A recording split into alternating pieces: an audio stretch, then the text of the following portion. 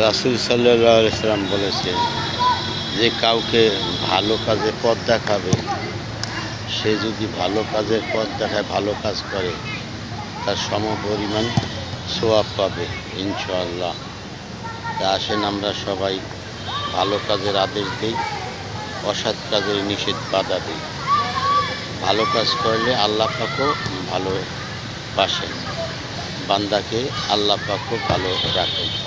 ফেরেশতারাও সুপারিশ করে আল্লাহর কাছে যে মাওলা তোমার এ বান্দা ভালো কাজ করতেছে। আসেন আমরা অসৎ কাজ ত্যাগ করি, ভালো কাজের আদেশ করি,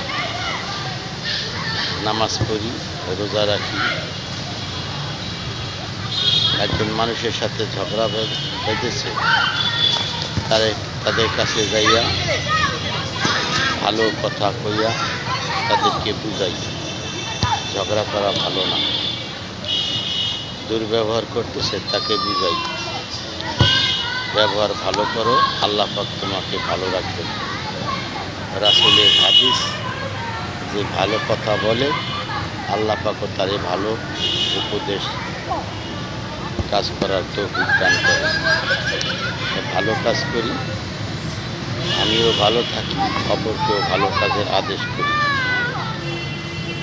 ভালোভাবে চলি, সৎ পথে চলি, অসৎ পথ ত্যাগ করি।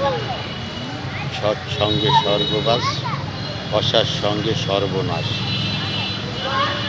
আলেম ওলামাদের সাথে সঙ্গ দেই, ভালো ভালো হাদিস কোরআনের কথা শুনি, মাসলা মাসাইল শিখি।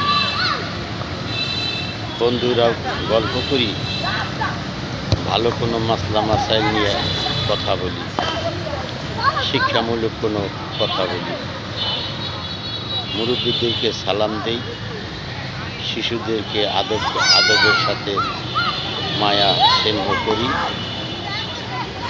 সালাম দেওয়া প্রত্যেকটি মুসলমানের জন্য সুন্নাত, সালামের উত্তর দেওয়া ওয়াজিব। আসসালামু আলাইকুম ওয়া রাহমাতুল্লাহি ওয়া বারাকাতুহু। আল্লাহ পাক তোমার উপর শান্তি রহমত বর্ষিত হোক। ওয়া আলাইকুম আসসালাম ওয়া রাহমাতুল্লাহি ওয়া বারাকাতুহু।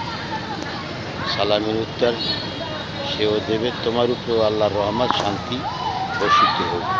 এ ধরনের আমরা ভালো সূচনামূলক সুন্দরভাবে কথা বলি।